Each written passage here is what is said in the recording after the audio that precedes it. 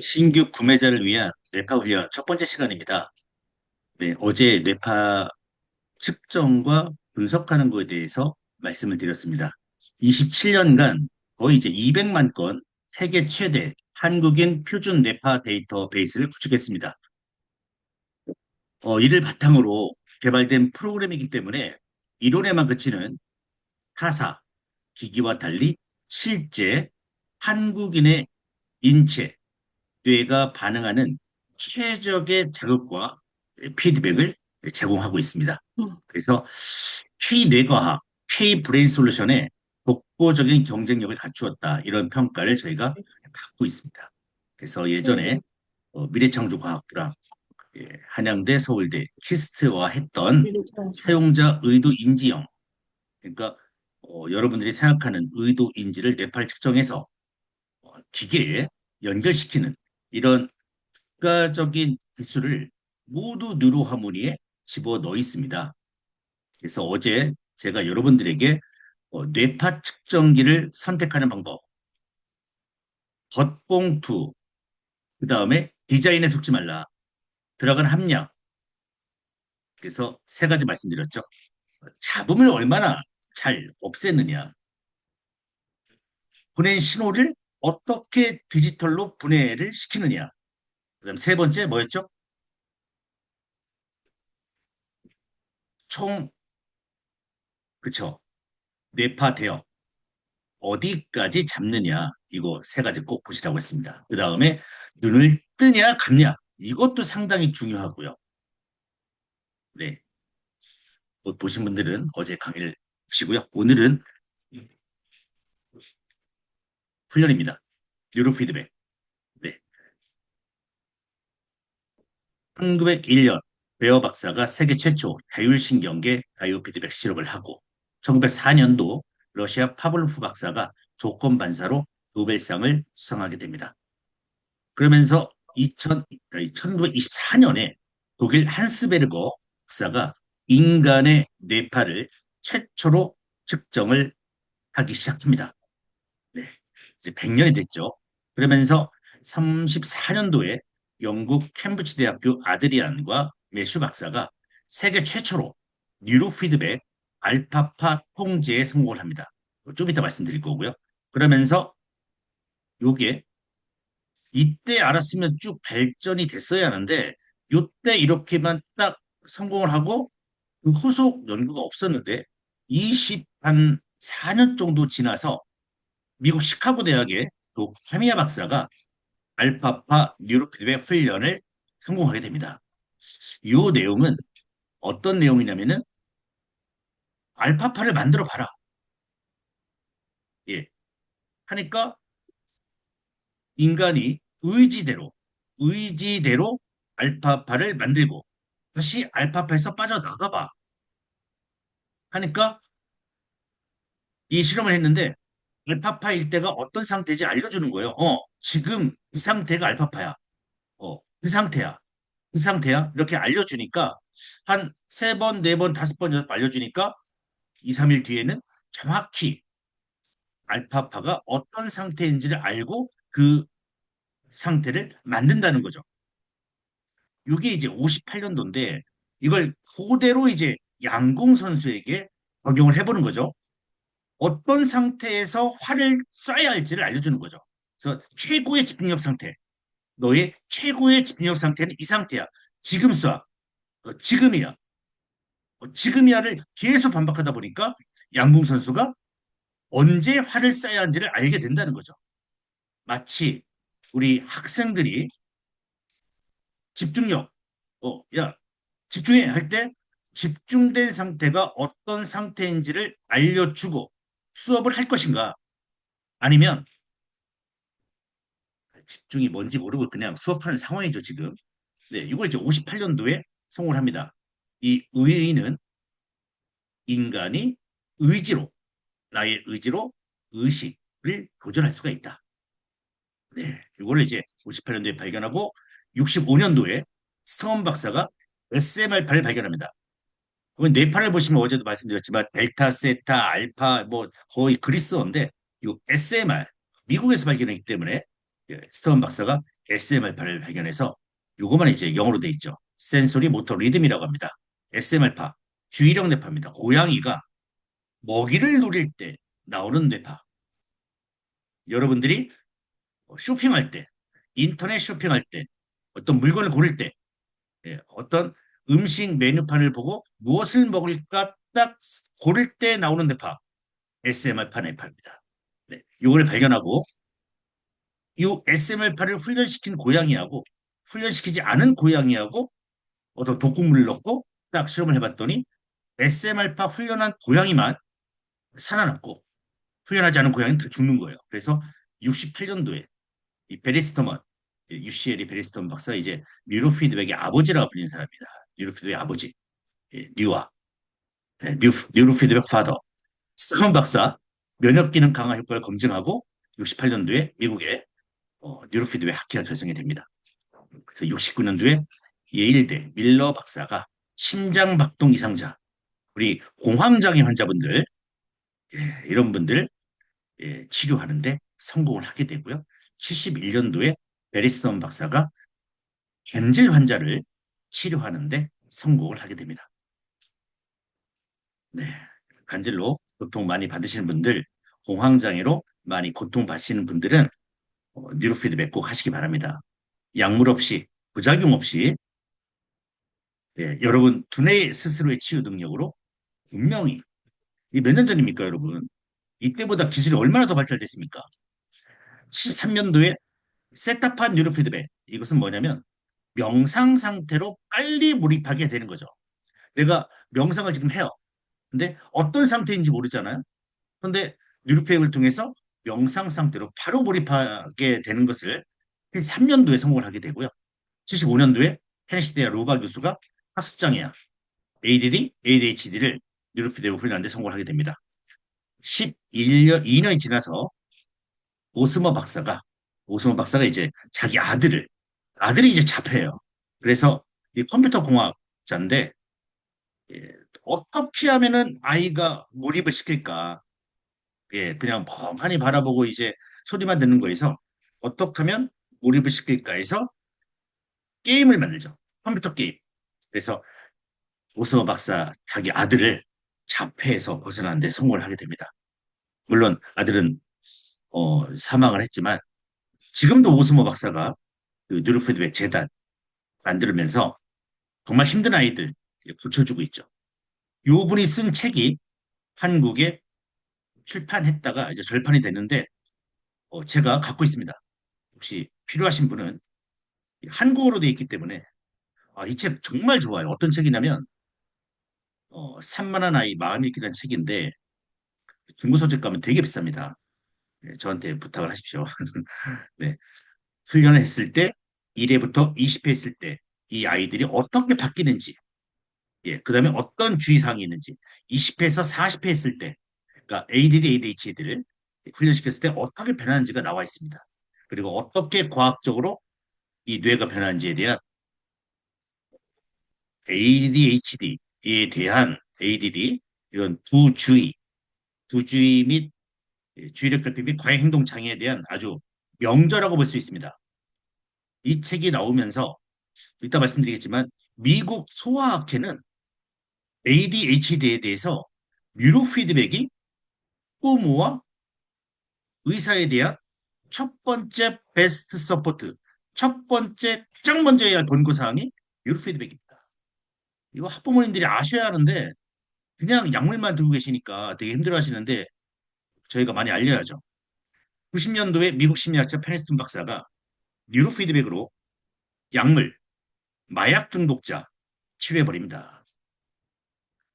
뭐 저기 알코올 중독, 마약 중독, 그다음에 이분이 또 했던 게 뭐냐면 베트남 참전을 했던 분들 예, 그 트라우마, PTSD를 전부 뇌파이온해가지고 84% 정도 치료하는 데 성공을 하게 됩니다.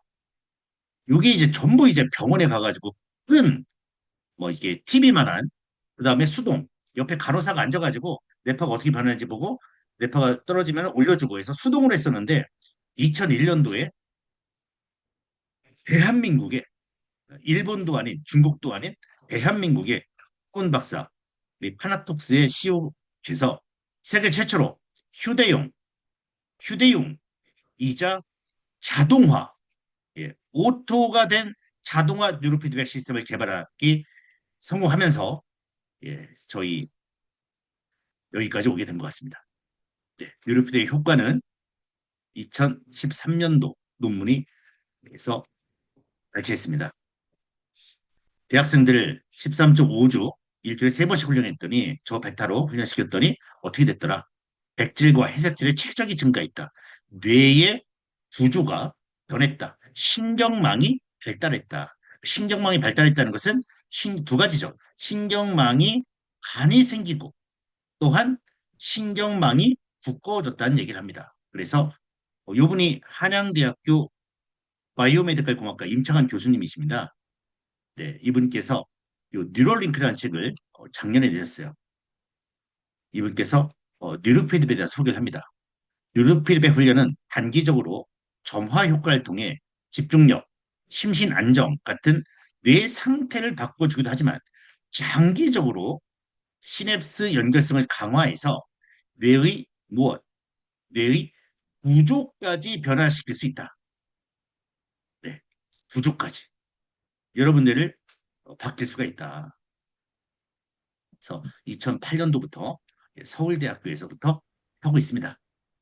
네, 서울대학교에서 어린이병원에 뉴로피드백 클리닉을 지금 하고 있는데 대상은 주력결핍 과행동 장애, 학습장애, 수면장애, 우울증, 불안장애, 분노조절, 각종 중독 및 스트레스 장애 이런 장애들은 어떻게 약물을 부분 혹은 완전히 대체할 수 있다. 약을 완전히 끊을 수 있고 고통이나 부작용은 전혀 없고 그래서 서울대는 2008년부터 이걸 하고 있다는 겁니다. 주변에 여러분 주력결핍 과잉동장애 ADD가 뭐냐? 가만히 앉아 있는데 뇌가 자고 있는 아이들. 네. 학습 태도는 좋은데 성적이 안 나오는 아이들. 여기에 또 과잉 행동까지 들어가는 애들 이제 HD죠. 이런 아이들, 학습장애, 공부 못하는 아이들, 잠 못 자는 아이들, 우울한 아이들, 불안한 아이들, 막 때려 부시고 하는 아이들, 중독 걸린 스마트폰 중독, 스트레스 있는 아이들은 전부 약을 완전히 대체시킬 수 있고 부작용은 전혀 없다. 그리고 재발하지 않는다. 아이들 뇌파 훈련을 꼭 권해주시기 바랍니다. 그래서 믿지 않으시면 서울대 홈페이지 보여드리고 미국 소아학회 보여드리고 각종 서적들 보여드려서 안심해도 갖게. 이 약 얼마나 부작용이 많습니까? 약물 없이 서울대에서 하고 있고요. 여기 이제 2008년도에 서울대에서 ADHD 아이들을 약물 집단하고 뉴로피드백 집단하고 해서 훈련시켜버립니다. 그랬을 때 뉴로피드백 치료가 훨씬 좋다는 논문을 내요. 이 논문 제가 갖고 있습니다. 가천의대 길병원에서는 뉴로피드백을 하고 있는데 읽어보겠습니다. 뉴로피드백 훈련을 통한 이걸 계속 반복하면 어떻게 된다? 뇌 기능이 정상화된다. 기능 정상화. 저희가 뇌파로 뇌 기능을 본다고 했죠. 그래서 기능이 정상화된다. 왜 이렇게 읽으면서도 여러분은 들으면서도 의심이 될까? 이미 알고 있습니다.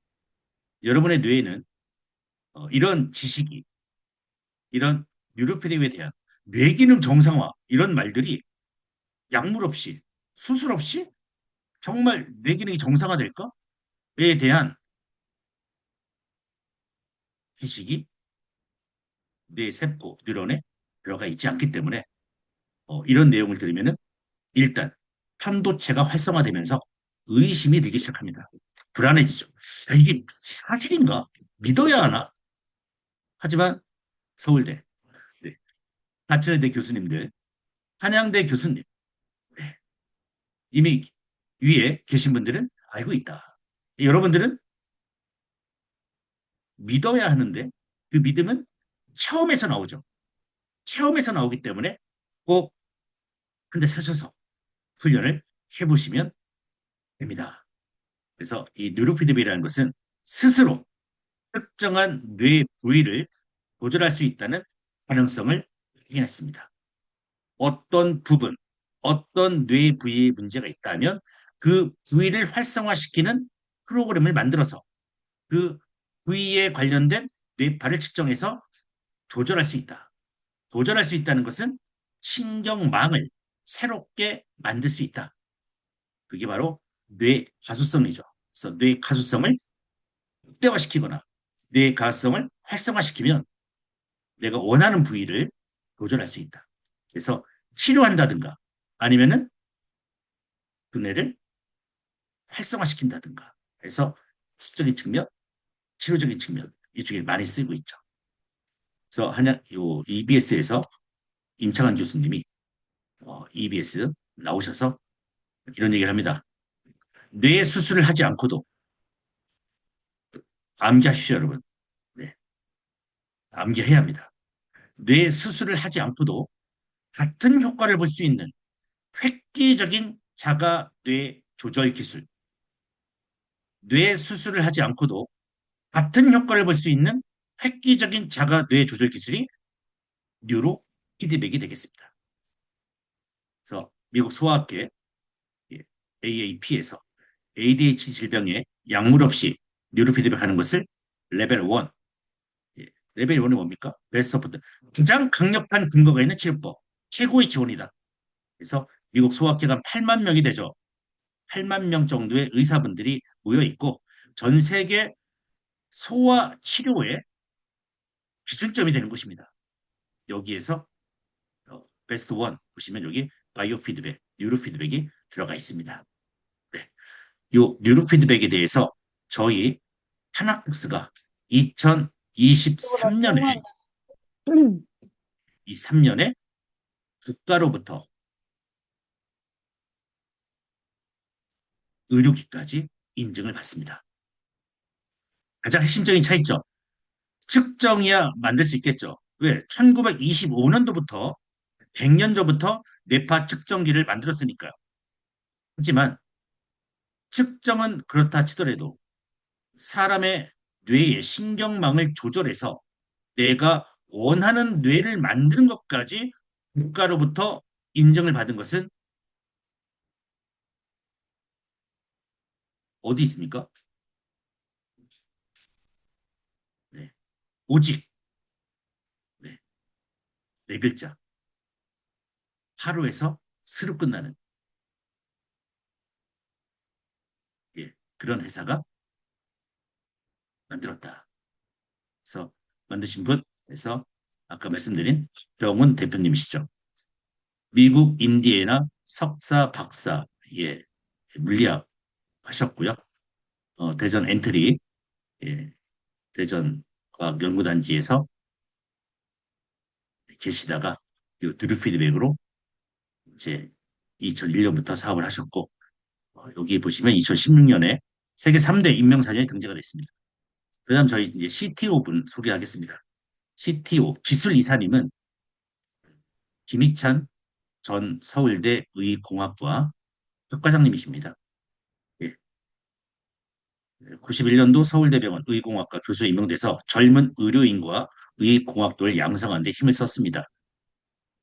서울대병원 의공학과장 IRB 위원 IRB 네, 활발한 의료기 임상연구를 지원했고요. 2006년에 다양한 식약처 과제에 자문위원 참여하면서 국내 의료기 산업 발전에 기여했습니다. 그래서 이제 정년 마치시고 정년 마치시고 위대한 세계적인 위대한 기업, 세계 최고의 기술을 갖고 있는 하나톡스에 여러분은 안 믿으시겠지만 왜 이분이 하나톡스에 맡겼습니까? 그 대단한 어마어마한 고생하지 않고 저희 하나톡스에 기술 이사로 합류하시면서 정말 어마어마한 제품을 내놓고 있다. 네. 뉴로하모니는 어떻게 뇌를 바꾸는가 보겠습니다. 원리를 말씀드리겠습니다. 1934년 영국 캠브리지 대학 네, 에서 아드리안과 매튜 박사, 여기 사진이 있습니다. 아드리안 매튜 박사가 뇌파 측정기를 제작해서 뇌파를 측정해 봅니다. 하루는 뇌파를 측정하면서 알파파가 나올 때만 스피커에서 소리를 나게 해봤습니다. 그러자 알파파가 점점 강해지는 현상을 발견했습니다. 이게 바로 뉴로 피드백의 원리가 되겠습니다. 사용자의 뇌파를 측정해서 특정 뇌파가 발생했다는 것을 사용자에게 알려주면 뇌는 자동으로 그 특정 뇌파를 강화시킨다. 이게 뉴로 피드백 원리입니다. 밑에 이제 강아지가 나오는데 어, 종을 이제 쳐준 거죠. 먹이를 보고 종을 딱 땡땡 쳐주니까 나중에는 종소리만 듣고도 침을 흘리면서 뛰어나오는 거죠. 이것을 계속 반복하게 되면 새롭게 만들어진 조건반 사이로가 강화돼서 습관화가 이루어지고 그러니까 신경망이 강해진다. 신경망이 2차선에서 4차선, 4차에서 8차선이 만들어지면서 엄청나게 그냥 강해지는 거죠. 소리만 딱 듣고 그냥 침이 딱 흘려버리는. 종만 쳐도 침 흘리게 되죠. 이와 같은 원리로 특정 뇌파가 나올 때 이것을 알려주면 뇌에서 그 뇌파에 의한 회로가 발달되고 계속 반복하면 그 회로가 강화돼서 특정 뇌파가 증가하게 됩니다. 쉽게 말씀을 드리겠습니다. 네. 우리 저희 어, 우리 인도의 국가대표 선수들, 양궁 선수들이 저희 걸 사용하고 있습니다. 네. 이번에 아시안 게임 있죠? 다음 달에 있습니다. 9월 달 나고야에 있습니다. 인도 양궁 선수를 응원해야 할지, 그 양궁 선수를 응원해야 할지 재밌어집니다. 뇌의 자율적 보상학습, 보전적, 도구적 조건화. 피드백이 제공될 때 뇌가 특정 뇌파를 강하게 만드는 가장 근본적인 이유는 조건 형성과 보상 회로입니다. 땡 소리가 납니다. 뇌에게 보상을 주는 거죠. 그럼 뇌가 그러니까 알파파 여러분이 이제 땡 소리가 나면 알파파일 수도 있고 여러분이 주의력이면 SM알파고 집중력이면 저베타파죠. 발생할 때 소리가 나는 것은 뇌 입장에서 보면 하나의 보상으로 인식합니다. 뇌가 땡, 내 뇌가 만든 거네? 네. 그 자동적 피드백 루프가 만들어지는데 뇌는 감각기관을 통해서 들어온 소리와 자신의 내부 상태 사이의 연관성을 어떻게? 무의식적으로 포착합니다. 어, 뺑소리가 왜 났지? 그 어떤 의식이 아니라 무의식적으로 뇌가 알아서 포착을 하게 됩니다. 뇌는 자신이 만든 특정 신호가 이 결과를 예, 가져왔음을 감지하면 해당 뇌파를 내보냈던 신경회로의 활성도를 스스로 올려서 지속하거나 강화하게 됩니다. 사용자가 의도적으로 알파파를 만들어야지 하지 않아도 뇌는 무의식적으로 학습 기전이 작동하게 됩니다. 이게 뇌의 특성입니다. 무의식적으로 포착하게 됩니다. 그리고 신경 주수성. 네. 뇌는 고정된 기관이 아니라 경험과 자극에 따라 구조와 기능을 바꾸는 신경 가능성이 있습니다. 그래서 뇌세포 하나가 움직여서 신경 전달 물질을 보내서 이런 뇌파를 만드는 게 아니라 그 뇌파를 만들기 위해서는 함께 범하는 신경세포는 함께 연결된다. 아주 유명한 신경생리학의 법칙이죠. 예. 함께 점화하는 신경세포는 함께 연결된다.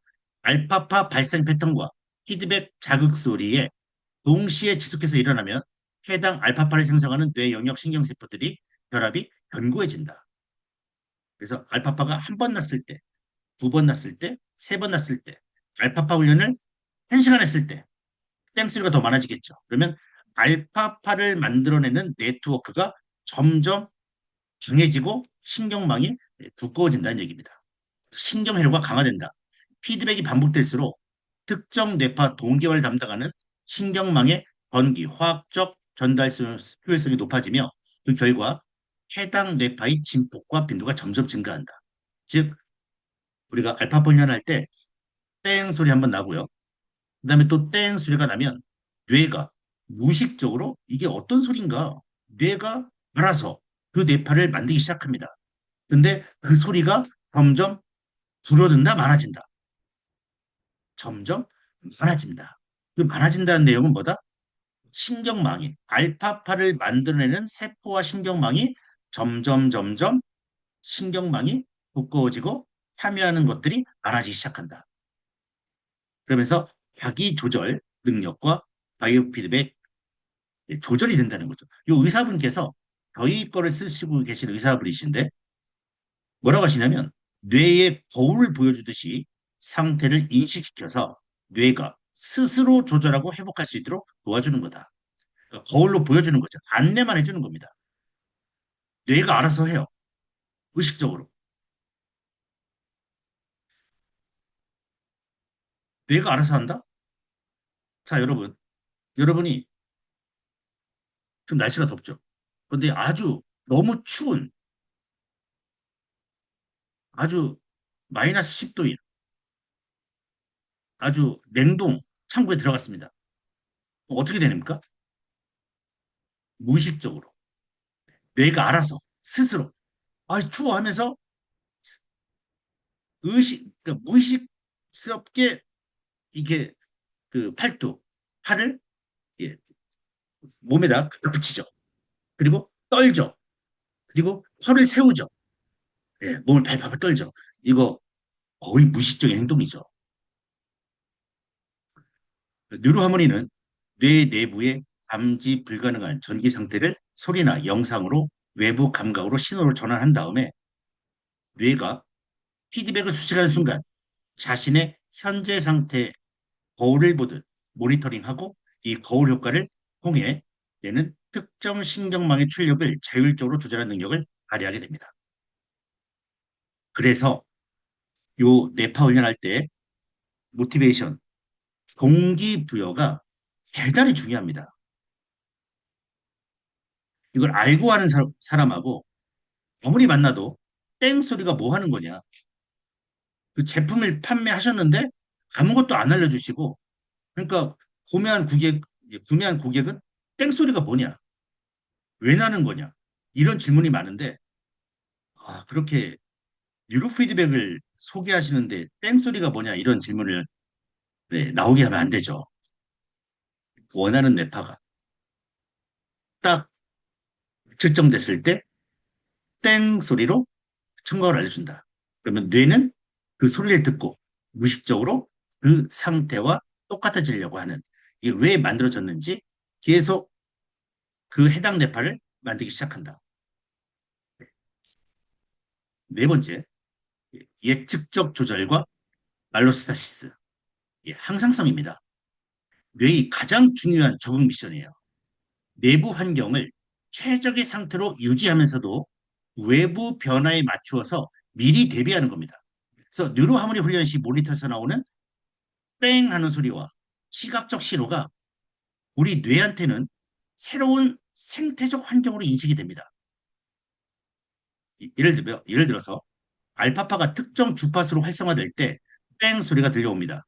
이 환경을 감지하고 이 변화된 환경에 가장 효율적인 신경망을 작동시켜서 스스로 이 상태와 맞추고 적응하려고 합니다.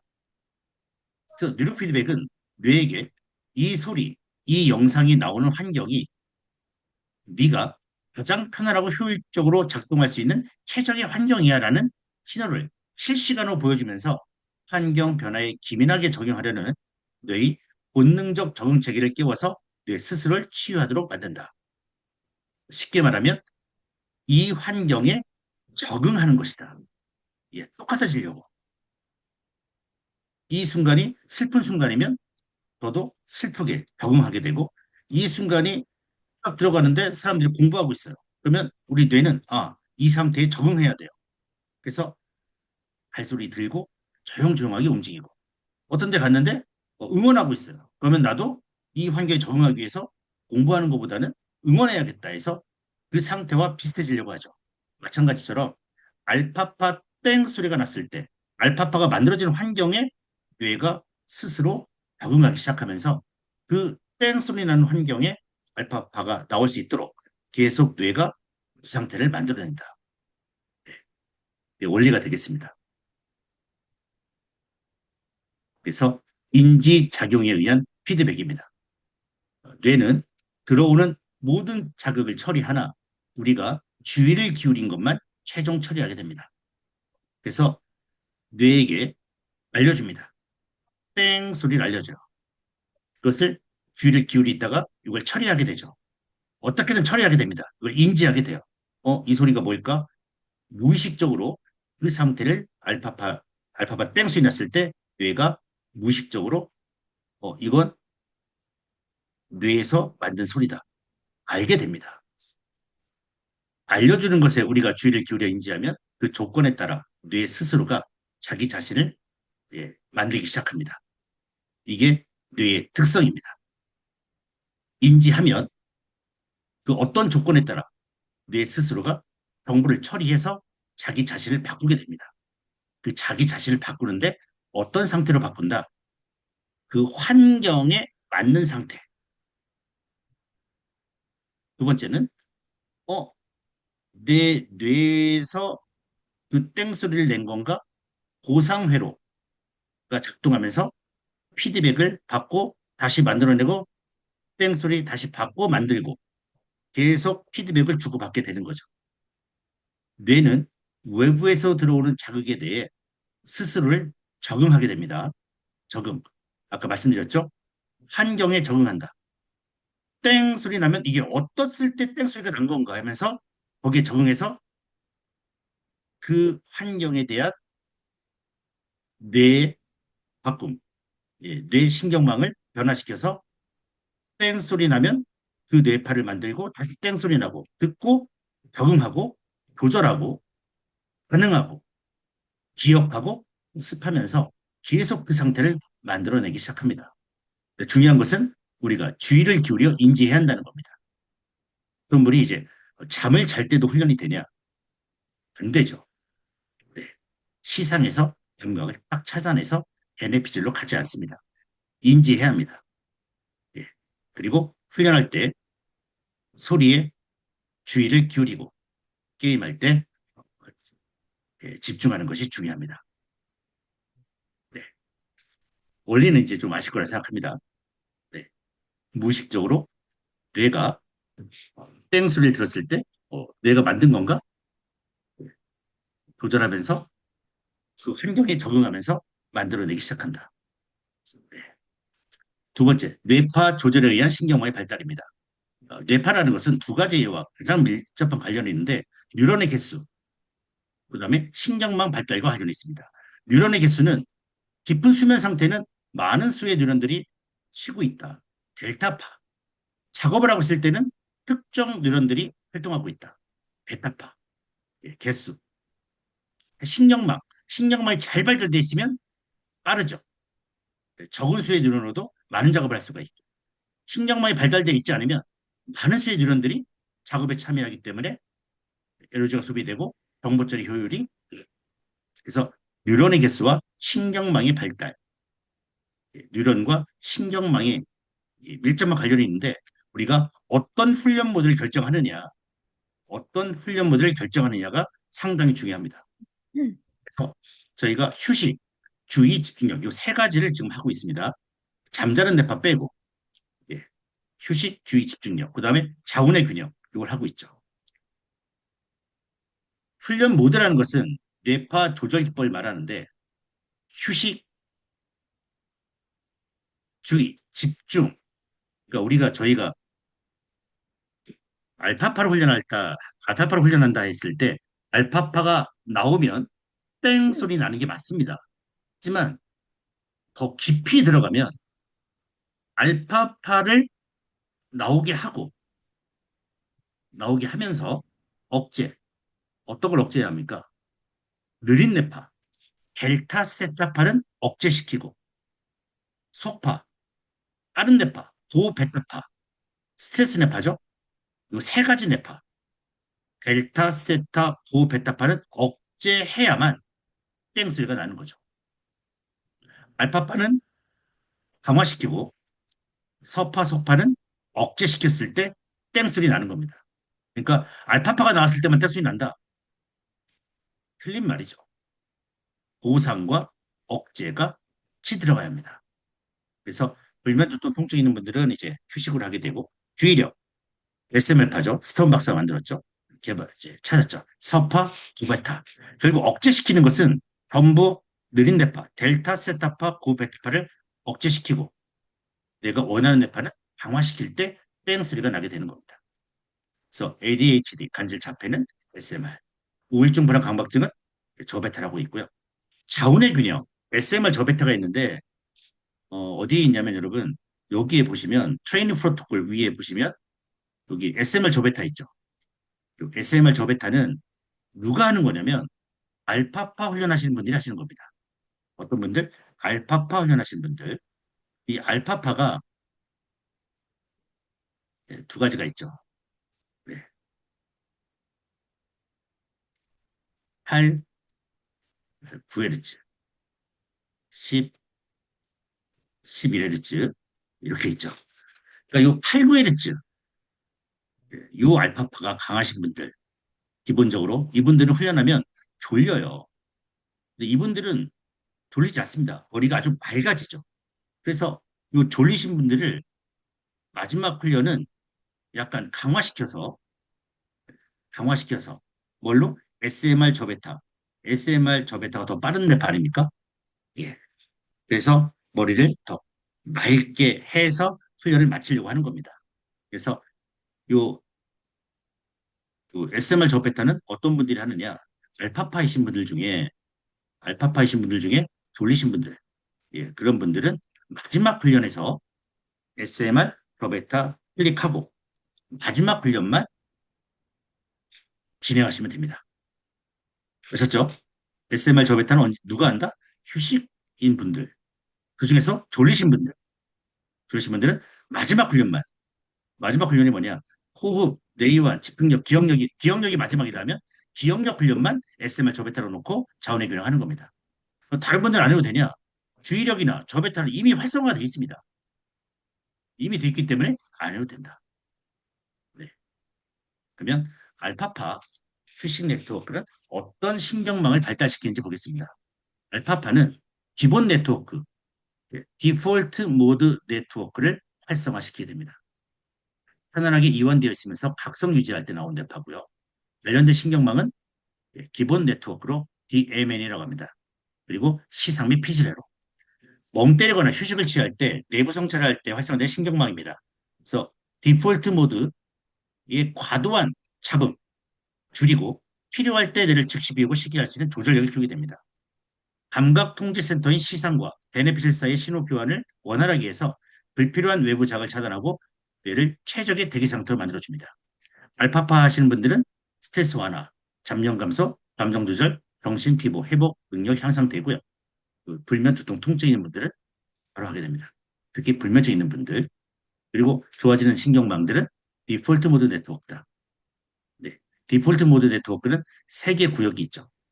이거는 나중에 시간 될 때 또 설명드리겠습니다. SMR파입니다. SMR파는 센소리 모터 리듬, 감각 운동 네트워크가 감각 운동 네트워크에서 발생하는 리듬입니다.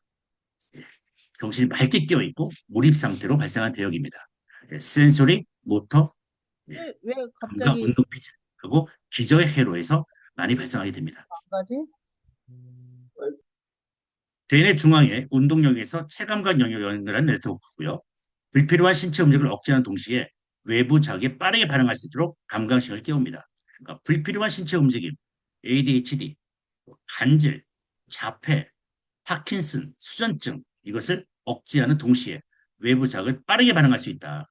그래서 주의력, 치매라든가 경도인지 장애, 그 다음에 느린 학습자, 발달장애, 지적장애 이런 분들 빠르게 반응할 수 있도록 감각신경을 깨울 때 이 SM을 발휘하게 됩니다. 그 다음 저베타입니다. 예, 저베타파는 실행통제 네트워크 ECN입니다. 그러니까 알파파는 DMN 디폴트 모드 네트워크요. 예, 저베타파는 ECN 익스큐티브 컨트롤 네트워크 다르죠 영역들이. 예, 일반적으로 말하는 작업, 학습, 집중력 훈련이 저베타파를 강화하고 세타파를 억제하게 됩니다. 예, 관련 신경망은 실행통제 네트워크. 예, 한번 정리해 볼까요? 알파파는 기본 모드 네트워크, SMR은 감각 운동 피질, 감각 운동 네트워크, 저베타파는 실행 통제 네트워크. 네, 아시겠죠? 네. 그 다음에 이제 부정협, 전두엽 네트워크. 그래서 문제 해결, 복잡한 인지 작업, 계획 수립, 작업 기억을 할 때 합니다. 집중력 훈련은 전두엽의 혈류량과 뉴런 결합력을 높여서 정보 처리 속도, 논리적 사고 네트워크를 활성화시킵니다. 연산, 문해력, 복잡한 정보 분석 능력, 외부 방해 요소를 차단하고 주의 집중력을 강화시키죠. 우리 학생들 같은 경우에 공부를 못한다, 아이가 좀 어렵다, 주의 집중력이 떨어져 있다면 SM을 바로 하게 됩니다. 학습 성적이 좀 저조한 아이들은 SMR 바로 해서 주의력을 길러줘야 돼요. 일단 머릿속에 들어와야죠. 그다음에 학생인데 어느 정도 성적이 나온다 하는 아이들은 저 베타파로 가면 됩니다. 저 베타파. 성적이 잘 안 나온다. SMR파. 어느 정도 공부하고 있다. 저 베타파. 근데 또 아이들이 유치원이다. 6살, 7살이다 하면 여러분 저기 다 암기하셨죠? 기초율도. 6살, 7살 아이들은 전부 세트파예요. 그렇죠? 그래서 알파파로 하셔도 괜찮습니다. 알파파가 상당히 빠른 뇌파죠. 네. 훈련 모드 정하실 때 첫 번째 가장 먼저 생각할 게 뭐냐? 요 증상. 증상이 있는 분들은 요대로만 해야 합니다. 그러니까 이 훈련의 목표가 뭐냐는 거죠. 이 뇌파 훈련 왜 하세요? 그러면은 저는 약간 그 시험 볼 때마다 약간 막 공포증이 있어요. 예. 그러면은 SMR 하십시오. 저는 손이 좀 떨려요. 그러면 SMR 하십시오. 이렇게 해서 훈련 목표가 정해져 있어야 합니다. 네. 그 뇌와 관련된 것은 이렇게 훈련 모드가 정해져 있고요. 몸까지 그 뇌경색, 편마비, 고환아사 뇌혈증도 주의력으로 제가 권해드리고 있습니다.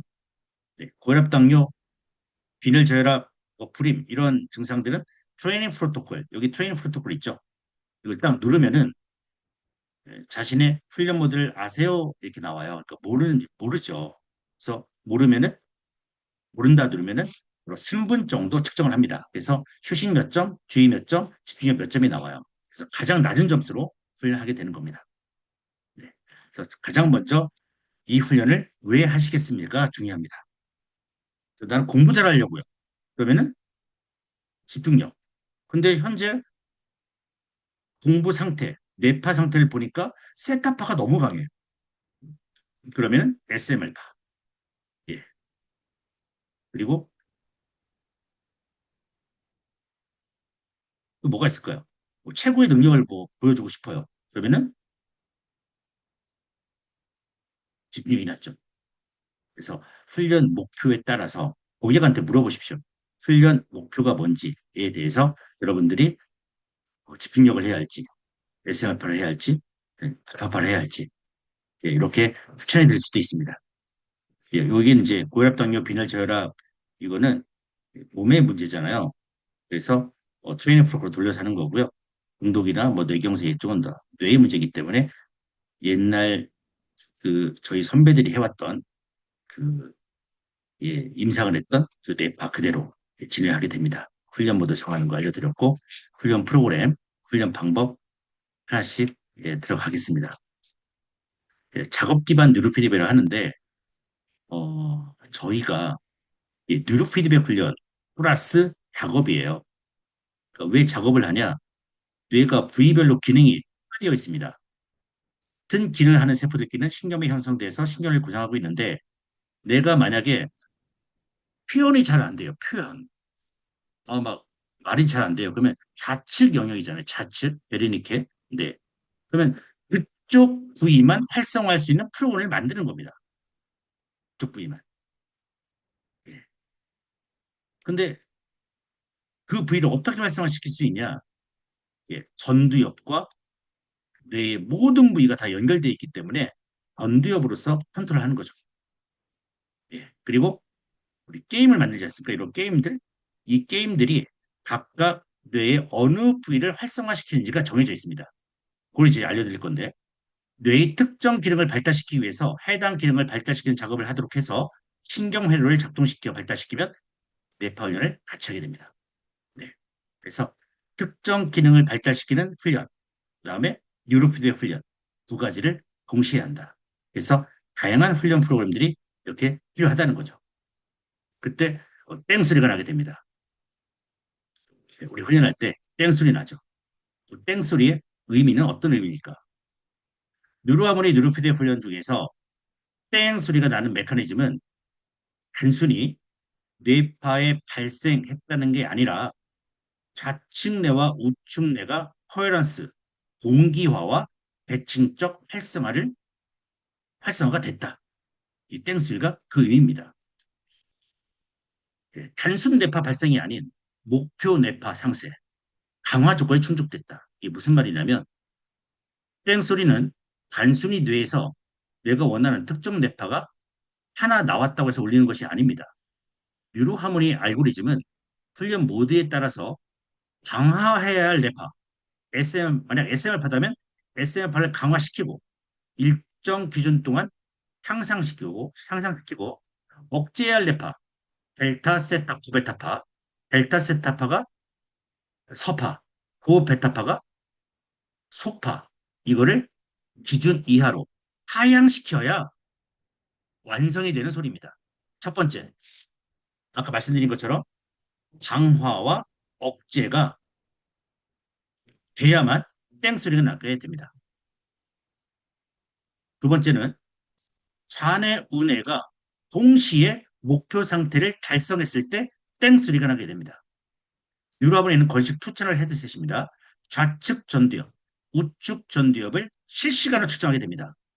한쪽 뇌만 조건 달성 시 좌뇌만 알파파가 나왔어요. 그리고 좌뇌만 알파파가 나오고 내가 원하는 뇌파가 알파파라면 알파파가 나오고 델타, 세타, 고베타파가 억제되면 땡소리가 나오냐? 안 나옵니다. 좌뇌와 우뇌가 동시에 지정된 목표, 내가 원하는 뇌파가 나오고 억제 기준, 델타, 세타, 고, 베타파가 기준에 맞게 억제됐을 때 좌측, 우측이 오케이 됐다 했을 때 땡 소리가 나는 겁니다. 어마어마한 거죠, 여러분. 좌우의 균형, 좌측 뇌가 한쪽만 지나치게 활성화되면 예를 들어 우뇌가 활성화됐다면 불안하고 산만해지고요. 좌뇌가 활성화되면 경직되고 고집이 세게 되죠. 그래서 좌뇌 우뇌가 동시에 목표 상태를 도달했을 때 땡 소리가 땡 소리를 나타나게 해줌으로써 좌뇌 우뇌를 연결하는 신경통로인 뇌량을 활성화시키고 좌뇌 우뇌의 뇌파의 대칭, 예, 좌우뇌 균형을 딱 맞게 해주고 동기와 속도가 딱 맞게 해주는 겁니다. 그러면은 너무 좌측 뇌 성향도 안 되게 되고 너무 우측 성향의 뇌도 아닌 정말 좌뇌 우뇌가 동시에 활성화될 수 있는 그런 뇌를 만들어주는 게 바로 땡수리가 되는 겁니다. 그래서 뇌 정보 처리 효율성이 최대화되죠. 좌우 전두엽이 동시에 안정되고 정돈된 상태가 될 때 뇌가 가장 작은 에너지로 최고의 집중력, 인지 제어 능력을 발휘하게 됩니다. 그러면 이 기적의 소리, 땡 소리는 좌뇌 우뇌가 서로 호흡을 맞춰 동시에 가장 이상적인 뇌파 상태를 만들었다는 소리가 되겠습니다. 그랬을 때 땡 소리 날 때 여러분 뇌에 세포가 몇 개가 참여합니까? 1번 1개, 2번 10개, 3번 100개, 4번 1000개, 5번 수십억 개. 몇 개?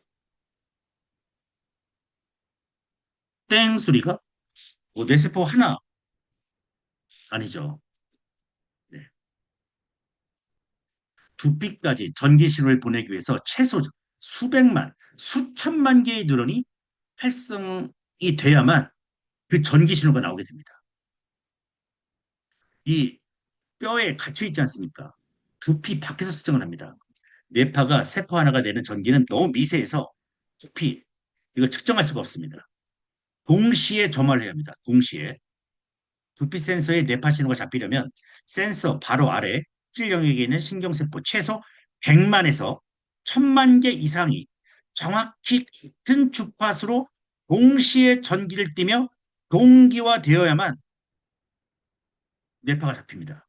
그래서 땡소리를 나기 위해서 최저, 최저 양쪽 전두엽 피질에서 각각 수천만 개, 총 수억 단위에 가까운 세포, 신경세포가 활동을 해야만 똑같은 박자로 활성화돼야만 땡소리가 나는 겁니다, 여러분. 이렇게 설명해 주십시오.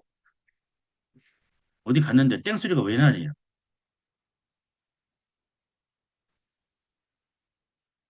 네.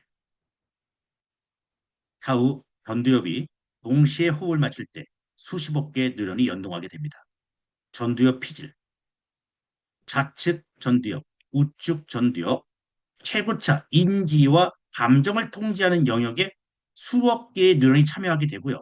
시상, 뇌 한가운데 위치해서 뇌 전체 뇌파 리듬을 지휘하는 쥐자 역할을 하는 시상에서 수천만 개의 뉴런이 참여하게 되고요. 뇌량, 좌우 연결이 됩니다. 약 2억 5천만 개의 신경섬유 이쪽을 통과하게 되죠. 그래서 좌우 전두엽 동시에 조건에 따라서 땡 소리 나는 순간 어떻다. 여러분의 뇌는 수억 개의 세포들이 마치 하나의 오케스트라처럼 완벽한 신호 대칭을 이루면서 완벽한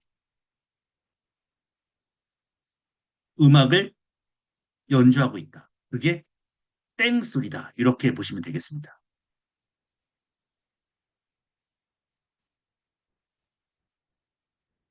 고객한테 어떻게 전달할 거냐. 뉴로하모니 훈련 중에 땡 소리 나는 순간은 미세한 세포 몇 개 반응하는 것이 아니라 좌우 전두 피질과 시상, 뇌량을 잇는 수십억 개의 신경세포 및 수억 개의 신경소모망이 완벽한 동기와 대칭을 이루며 전기를 내뿜는 거대한 신경망 정의 결과입니다. 이렇게 하면 너무 어렵죠. 그래서 제가 1, 2, 3번 써놨습니다. 1. 뉴라메에서 땡소리 내보낸 순간 고객님 머릿속에 수십억 개에 달하는 뇌세포들이 한순간에 똑같은 박자 리듬으로 오케스트라처럼 연주를 성공한 순간입니다. 두 번째, 뇌세포 수십억 개가 동시에 하나의 목표를 향해 완벽한 균형, 좌우 대칭을 이루는 것은 뇌 입장에서 대단히 에너지 효율적이고 이상적인 상태입니다. 땡 소리가 자주 난다는 것은 가장 건강하고 집중이 좋고 스트레스가 없는 최적의 예, 몰입 상태로 진입하고 있다는 증거입니다. 하루에 땡 소리를 100번, 200번 듣는다는 것은 무슨 의미일까요? 뇌에서 좌우 균형을 맞추고 몰입하는 최적의 도로가 수백 번 새로 뚫려주는 훈련을 하는 겁니다. 네, 이렇게 전달할 수 있도록 연습해 보시기 바라겠습니다. 네. 이제 조식 호흡을 들어가야 하는데 오늘 제가 9시에 그 갑작스럽게 예, 시간이 생겨서 약속이 생겨서 오늘은 요 원리까지만 말씀드리고요. 다음 시간에 요 호흡법부터 예, 조식 호흡 예, 어떻게 하는 건지 핵심 4대 원칙하고 뇌이완 어떤 효과가 있고 어떻게 하는 건지 다음 시간에 조식 호흡부터 들어가도록 하겠습니다. 네, 오늘은 네, 여기까지 마치도록 하겠습니다. 네,